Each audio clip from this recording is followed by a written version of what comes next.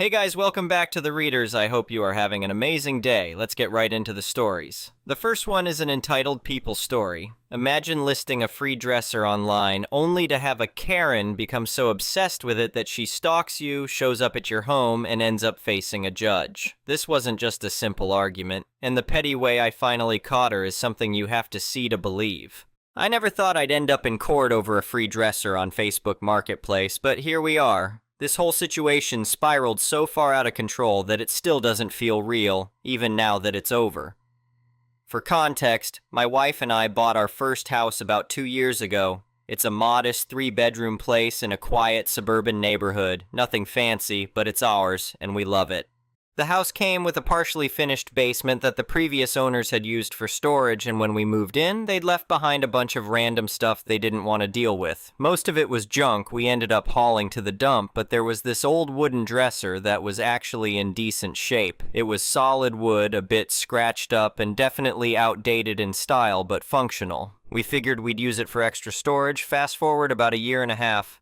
We'd never actually used the dresser for anything. It just sat in the corner of the basement collecting dust and taking up space. My wife finally put her foot down one weekend and said we needed to clear it out. My brother had actually offered to help us with the clean out, but he was working overtime that month and couldn't make it. He said to call him if we needed help moving anything heavy, but the dresser wasn't that bad with 2 people. I'm not much of a salesman, and I honestly didn't want to deal with the hassle of trying to sell furniture online. The dresser wasn't worth that much anyway, maybe $50 if we were lucky. And that didn't seem worth the time and effort of posting it, negotiating with people, and coordinating pickup times. So I took some photos and posted it on Facebook Marketplace as free, figuring someone would want it and it would be gone within a day or 2. I was right about it going quickly.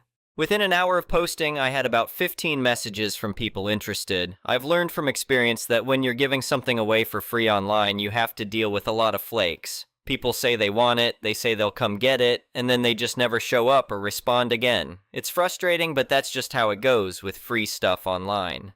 The first few people who messaged me all had the same story about how they really needed it, how they'd come pick it up right away, how grateful they'd be. I responded to messages in the order I received them and told the first person who messaged that if they could pick it up that day, it was theirs. This person, who I'll call Sarah, seemed really excited and said she'd come get it within 2 hours. 2 hours passed, no Sarah. I messaged her asking if she was still coming. No response. I waited another hour and messaged again. Still nothing. By this point it was getting late in the afternoon and I wanted this dresser gone, so I moved on to the second person who'd messaged me. The second person, a college kid named Mike, said he could come the next morning. I told him that worked and marked him as the pickup person in my mind, but I kept the listing active just in case he flaked too. Sure enough, the next morning came and went with no Mike and no messages. This is the part of free online listings that drives me nuts, but I dealt with it enough times to just roll with it. Around noon, I got a message from someone I'll call Karen. Her profile picture showed a woman who looked to be in her 40s with that specific haircut. You know the one. Her message was brief and to the point. She wanted the dresser and could pick it up that afternoon. I was honest with her and said I'd already promised it to a couple of other people who hadn't shown up, but if they didn't come through in the next hour, she could have it. She responded almost immediately saying she'd wait to hear from me. I appreciated that she wasn't pushy about it. At that point, I decided to give Mike until 1 p.m., and if I hadn't heard from him by then, I'd consider him a no-show and move on. 1 p.m. came and went, no Mike. I messaged Karen and told her the dresser was hers if she still wanted it. She said she'd be there by 3 p.m. and asked for my address. I gave it to her and figured this would finally be the end of it. 3 p.m. came and went, no Karen. By 3:30, I sent her a message asking if she was still coming. No response. By 5 p.m., I was frustrated and done waiting around. I messaged the next person on my list, a guy named Tom, who said he was doing some furniture flipping as a side business. He said he could come right away, and true to his word, he showed up at my house 20 minutes later with a truck and a buddy to help him load it. Tom was great. He was in and out in 10 minutes, thanked me profusely for the free dresser, and that was that. I went inside, deleted the Facebook Marketplace listing, and thought I was done with the whole thing. I'd spent my whole life trying to avoid conflict, trying to be the nice guy who doesn't make waves, so I was relieved to have the dresser situation resolved without any drama. I was wrong about the drama part. The next morning, I woke up to 7 messages from Karen. The first one had come in around 6 p.m. the previous day, asking if I was home because she was on her way. The rest had come in over the course of the evening, each one progressively more annoyed. The last one, sent at 10 p.m., said she was very disappointed in me and that she'd wasted her time. I felt a little bad, but also confused. She'd said she'd come at 3 p.m. and hadn't shown up or responded to my message. I wasn't going to hold a free dresser indefinitely for someone who couldn't be bothered to communicate. I sent her a polite message explaining that she hadn't shown up or responded to my message, so I'd given it to someone else who came to get it. I thought that would be the end of it. The response I got was intense. She started sending me multiple texts in rapid succession, calling me unreliable, saying I'd wasted her time, and demanding I honor my commitment to her. I tried to stay calm and explain again that I'd waited for her, that she hadn't communicated with me, and that the dresser was gone. She wasn't having it. Over the next few days, Karen continued to message me. At first it was just complaints about how I'd wronged her, but then it evolved into demands that I find her a replacement dresser, or compensate her for her time and gas money. I was naive and just wanted the whole thing to go away, so I actually spent a couple hours looking through Facebook Marketplace and Craigslist trying to find similar free dressers I could point her toward. Every option I sent her was met with reasons why it wouldn't work: too far away, wrong style, wrong size, whatever. Eventually, I realized she wasn't interested in a replacement. She just wanted to be mad at someone. I told her politely but firmly that I'd done what I could to help, but the original dresser was gone and I wasn't going to spend any more time on this. I thought blocking her would be too aggressive, so I just stopped responding to her messages. That worked for about a week. Then, on a Saturday afternoon, my doorbell rang. My wife answered it, and I heard her having a confused conversation with someone at the door. I walked over to see what was going on, and there was Karen standing on my front porch asking where the dresser was. I was completely caught off guard. I'd never given her my address. Wait, no. I had given her my address when I told her she could pick up the dresser. I'd forgotten about that. But the dresser had been gone for over a week at this point. I opened the door but kept the screen door latched with the hook and eye latch at the top. I calmly explained to Karen that the dresser was gone, that I'd already told her this multiple times over messages, and that she needed to leave. She insisted that I'd promised the dresser to her first and that I had no right to give it to someone else. This wasn't true. I pulled up the message history on my phone and showed her through the screen door that I'd told her the dresser was hers only after multiple other people had already flaked. I also showed her the message where I'd told her it was gone. She barely glanced at the phone before dismissing it. She got this creepy, calm look on her face and said something along the lines of me owing her compensation for wasting her time and gas money. She said she'd driven to my house twice now, apparently once the week before when I hadn't been home, though I have no idea if that was true, and deserved to be reimbursed. I told her I wasn't giving her any money, that she needed to leave my property, and that if she didn't, I'd call the police. She actually laughed at me and said I was being dramatic, that she wasn't leaving until we worked this out. My wife, who has a lot more spine than I do when it comes to confrontation, immediately pulled out her phone and called the police. She told them we had someone on our property who was refusing to leave after being asked multiple times. Karen's demeanor changed instantly when she heard my wife on the phone. She started saying my wife was overreacting, that we were being ridiculous, that she just wanted what was fair. I pulled out my phone and showed her my call log, showing that my wife had indeed called the police 4 minutes ago. While I had my phone out, I figured I should document this situation in case we needed evidence later, so I opened my camera app and started recording video of her standing on my porch refusing to leave. I wasn't even being subtle about it. I held the phone up at chest level, clearly filming her. She started screaming that I couldn't record her without her permission, which isn't true in my state. Then she demanded I delete the video. "Delete that right now! You can't record me!" she kept yelling. I had an idea. A beautifully petty idea. "You want me to stop recording you?" I asked calmly. "Yes, delete it now." "Okay, I'll stop recording you," I said. Then I very deliberately opened my phone, stopped the video recording, and immediately opened the Facebook Messenger app. I started a video call with my brother, who I knew would be at work but might answer. Karen looked confused. "What are you doing?" "I stopped recording you, just like you demanded," I said. "But you never said I couldn't have someone else watch this live." My brother picked up, looking confused on the small screen. "Hey, what's up?" "Hey, just wanted you to witness what's happening at my house right now. There's a woman here who won't leave my property." I turned the phone so the camera was facing Karen. She absolutely lost it. "That's not what I meant! Hang up!" "You told me to stop recording. I stopped. You didn't say anything about live video calls."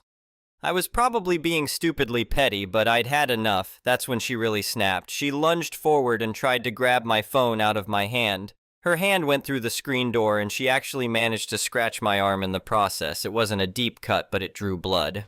When she scratched my arm, her hand caught the hook latch and knocked it loose. The screen door swung open partway, and she actually managed to pull it fully open and step inside my house. Something in me snapped when she crossed that threshold uninvited. I'm normally the type to back down from confrontation, but seeing this woman force her way into my home triggered something protective I didn't know I had. I stepped forward and told her she needed to get out of my house immediately. My voice was shaking, but I meant every word. My wife moved to physically block Karen from coming any further into our house. Karen, who had apparently lost all sense of reality at this point, shoved my wife backward. Not hard enough to knock her down, but definitely hard enough to be considered assault. My wife stumbled back a couple steps but stayed on her feet. I heard my brother's voice coming from my phone speaker, which I was still holding. "Holy crap, dude, what's happening? Are you okay?" "I'm recording this." That snapped me back to reality. I positioned myself between Karen and my wife, holding up my phone so my brother could see everything. Karen seemed to realize she'd crossed a line because she took a step back, but she still didn't leave. She stood there in my entryway, breathing hard, looking like she was deciding whether to double down or retreat. That's when we heard the sirens. The police were already close by and arrived within minutes of my wife's call. 2 officers came to the door and Karen immediately switched into victim mode. She started crying and saying we'd lured her to our house under false pretenses, that I'd promised her the dresser and then sold it out from under her, that we'd attacked her when she came to claim what was rightfully hers. The officers separated us and took statements. They asked if either of us had any evidence to support our claims. I immediately pulled out my phone and showed them the Facebook messages, my text exchange with Karen, and most importantly, the video I'd been recording when she grabbed my phone and scratched me. But I had more than just that video. Because I'd started the video call with my brother when Karen demanded I stop recording, he'd witnessed the entire thing, her forcing her way into our house, shoving my wife, all of it. He'd even had the presence of mind to start screen recording the video call on his end. I called him and put him on speaker. He confirmed to the police that he'd watched the entire incident happen live and had the recording saved. He offered to send it to them immediately. The officer nodded, looking impressed. "That was smart thinking," he said to me. Honestly, I'd just been trying to be pity in the moment by technically complying with Karen's demand to stop recording while still documenting what was happening. I had no idea it would end up being the most damning evidence against her. If I'd kept recording normally, her lawyer might have argued the video was edited or taken out of context. But a live video call that someone else witnessed and recorded independently? That was ironclad. The officers looked at Karen's arms and hands, which she claimed showed evidence that we'd attacked her. There were no marks. They looked at my arm, which had a visible scratch that was still bleeding slightly. They looked at my wife's shoulder, which was already showing the beginning of a bruise where Karen had shoved her. They asked Karen for her side of the story again.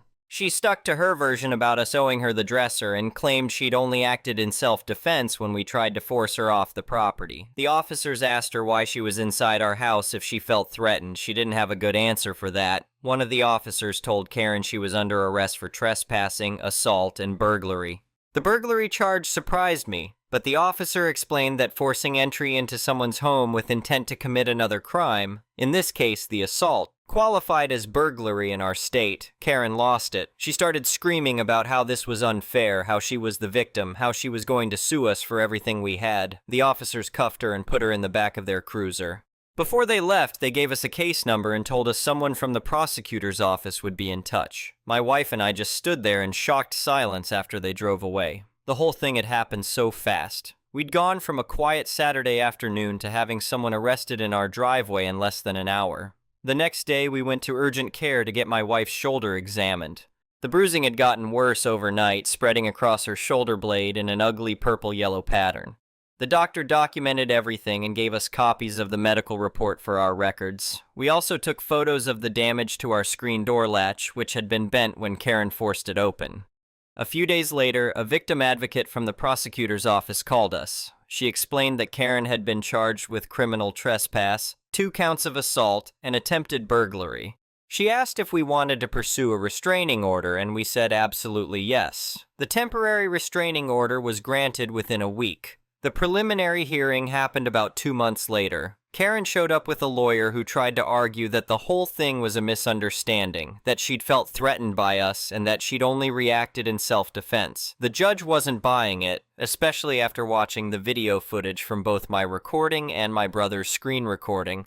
The case was bound over for trial. Karen's lawyer reached out to us through the prosecutor's office asking if we'd be willing to drop the charges if Karen apologized and paid restitution. The prosecutor said it was our decision, but they believed they had a strong case and could get a conviction. My wife and I discussed it and decided we weren't interested in any plea deal that didn't include jail time. This woman had invaded our home and physically attacked both of us. An apology wasn't going to cut it. The actual trial didn't happen until almost 10 months after the initial incident. There were multiple delays. Karen's lawyer filed several motions trying to get evidence suppressed or charges reduced, and there were scheduling conflicts with the court. Each time we got a trial date, something would push it back. It was frustrating, but the prosecutor kept assuring us that the delays actually worked in our favor because it gave them more time to build an even stronger case. When the trial finally happened, it was surreal sitting in that courtroom listening to lawyers argue about something that had happened in my living room. Karen's defense strategy seemed to be painting herself as a confused, frustrated person who'd made a mistake in the heat of the moment. Her lawyer tried to make it sound like we'd somehow led her on or been unclear about the dresser situation, but all the messages and texts I'd provided showed a clear pattern of her being told no repeatedly and refusing to accept it. Her lawyer had requested a jury trial, which the prosecutor said was unusual for this type of case, but was probably a Hail Mary attempt to find sympathetic jurors who might nullify the charges. It didn't work. The jury deliberated for less than 3 hours. Guilty on all counts. The sentencing hearing was 2 weeks later. The judge listened to impact statements from both my wife and me about how the incident had affected us, the anxiety, the fear of someone showing up at our house again, the violation of having our home invaded. The judge also considered Karen's criminal history, which apparently included a prior conviction for disorderly conduct and a history of restraining orders filed against her by other people. The judge sentenced Karen to 6 months in county jail, followed by 2 years of probation. She was also ordered to pay restitution for the medical bills for my wife's examination at urgent care and the cost of fixing our screen door latch that had been damaged when she forced her way in. The restraining order was extended for 5 years. Karen's face when the sentence was read was something I'll never forget. She looked genuinely shocked, like she couldn't believe this was actually happening to her. Her lawyer immediately filed notice of appeal, but the prosecutor told us appeals rarely succeed in cases with this much evidence. That was 3 months ago. As far as I know, Karen is still serving her sentence. We haven't heard from her since the trial, and I hope we never do again. We eventually moved to a different house in a different neighborhood, partly because we never felt completely safe in that house after what happened. Every time the doorbell rang, we'd both tense up. The whole experience taught me a lot about standing up for yourself and not backing down when someone tries to bully you. I spent so much of my life avoiding conflict that I'd never learned how to deal with it when it was unavoidable. If Karen had just accepted that the dresser was gone and moved on with her life, none of this would have happened. But she couldn't let it go, and that obsession cost her 6 months of freedom over a piece of furniture that wasn't worth more than $50. I still list things on Facebook Marketplace from time to time, but now I have a strict policy. First person to show up gets it, no holds, no promises.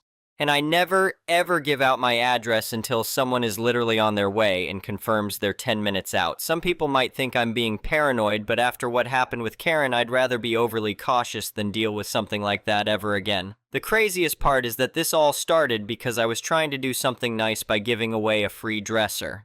I've learned that no good deed goes unpunished and that some people are just looking for an excuse to be outraged about something. Karen could have gotten a free dresser from any of the dozens of other listings that pop up every day on Facebook Marketplace. Instead, she fixated on mine and let that fixation ruin her life.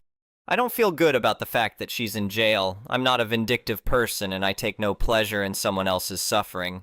But I also don't feel guilty about it.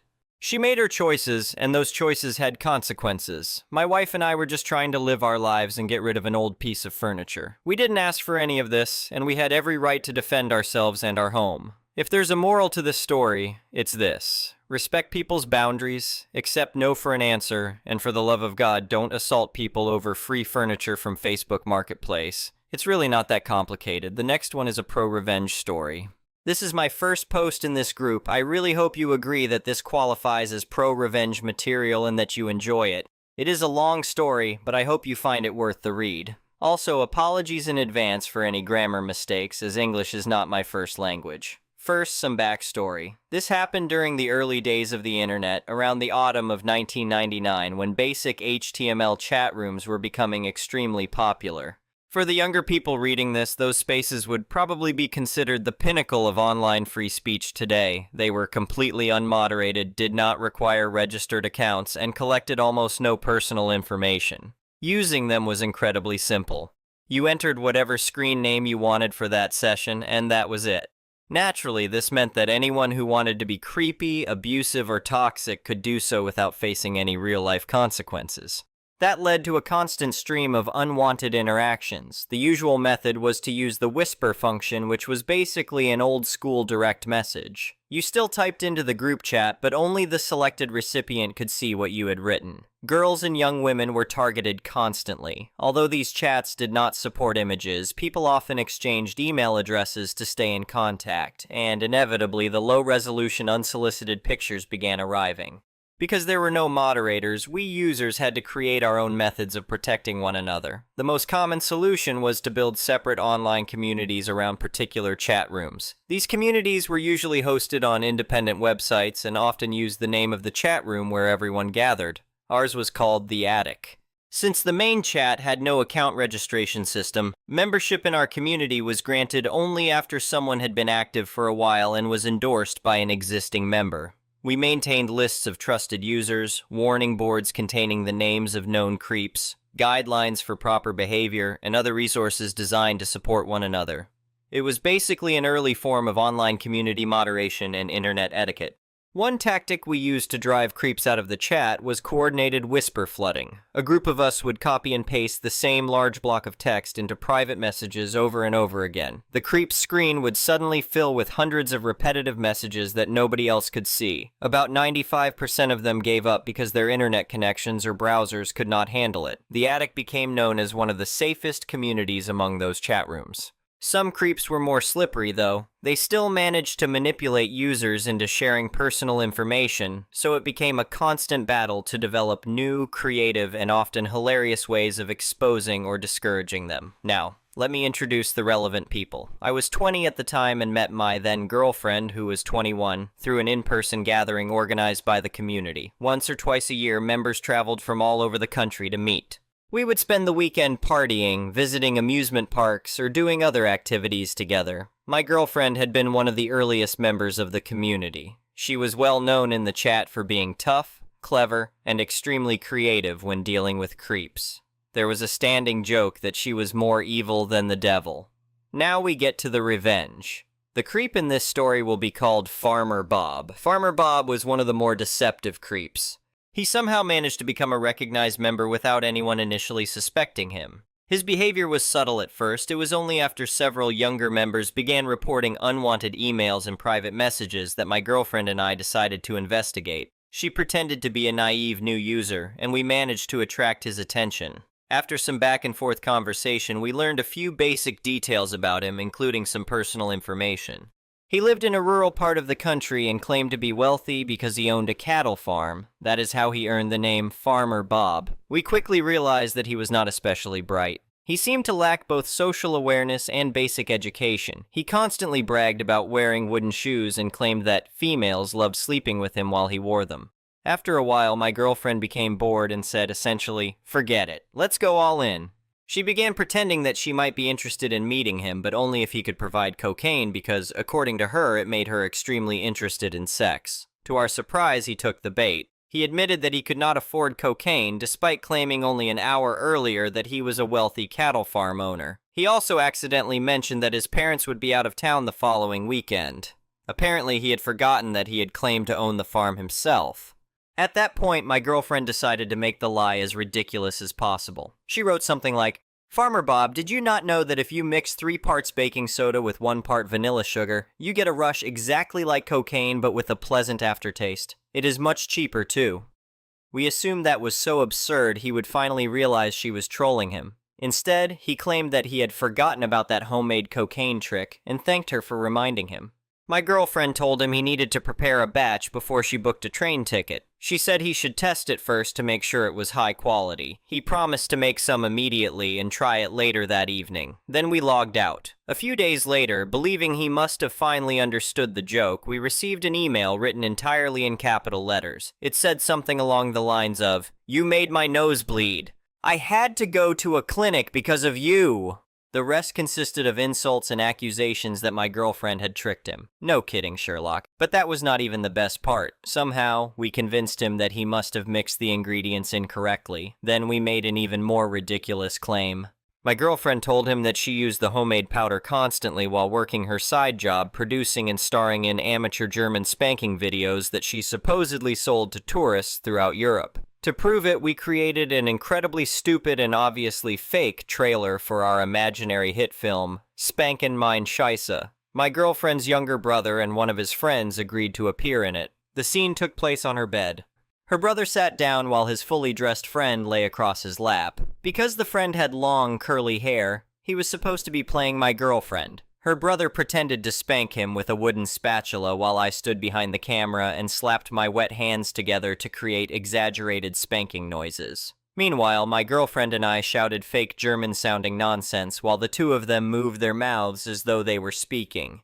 The quality was terrible, but the low resolution and poor frame rate somehow made it look slightly more believable. Even so, the entire thing was so silly and exaggerated that any reasonable person should have known immediately that it was fake.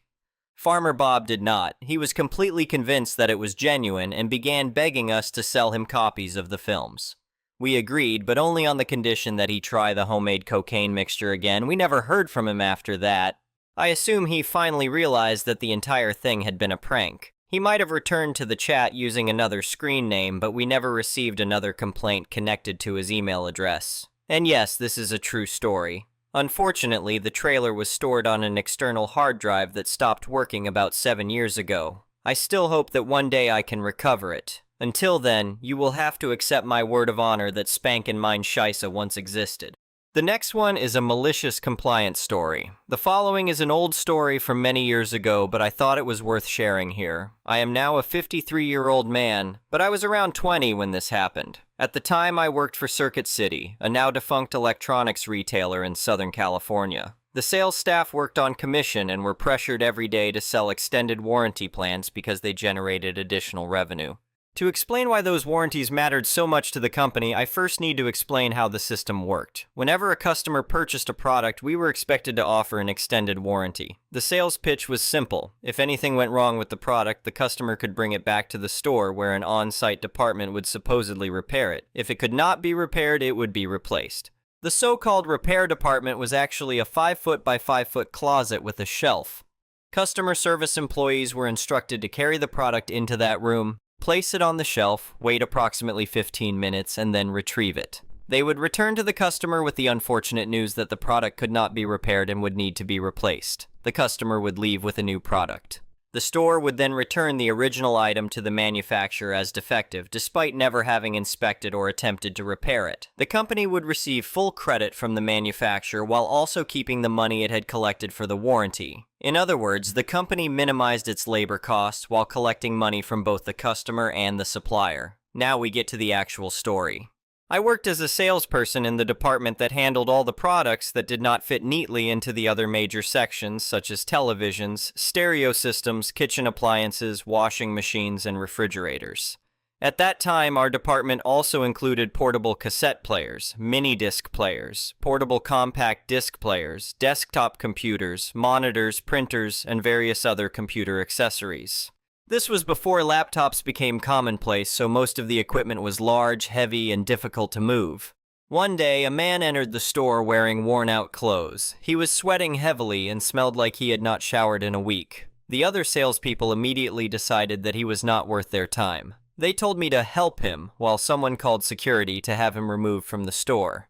When I spoke to him, I learned that he had come in to replace his portable cassette player. His old one had stopped working while he was out running. I walked him over to the portable audio section and listened to what he actually needed. Instead of directing him toward the most expensive product and trying to increase my commission, I showed him the most affordable option that met his requirements. He even asked about the extended warranty. I told him not to waste his money on it. He bought the cassette player and left before security arrived. I earned maybe $2 from the sale. For the next 2 weeks, the other salespeople and managers hounded me for not pushing the warranty. They claimed I was depriving both myself and the store of additional income. About 2 weeks later, I arrived at work and was told that a customer had come in asking specifically for me. When he learned that I was not working yet, he left and said he would return when I arrived. A few minutes after I started my shift, a man entered the store wearing an expensive suit. Two other men in business suits accompanied him. It was the same man who had previously arrived sweaty and dressed in old clothes. He asked for me by name. It turned out that he operated several private schools and wanted to purchase a few computers for his students. He also made it clear that he did not want any unnecessary extended warranties or additional sales pitches. At the time, computer sales were considered the crown jewels of the sales floor. If someone sold even one desktop computer, that salesperson was usually celebrated as the top performer for the week. This man wanted 10. He personally requested that I handle the entire sale. I showed him the available systems and helped him select the appropriate equipment. By the time everything was finalized, the bill exceeded $15,000. It was more than $10,000 higher than the store's next largest sale that year. When it came time for me to receive the largest commission check the store had issued that year, management decided to hold a ceremony in my honor. They asked me to say a few words to motivate the other salespeople and remind them how much money could be made through strong sales performance. I said 4 words. "Thank you." I quit. Then I walked out of the ceremony, got into my car, and drove home. I never returned to that store. Anyway, thank you for watching.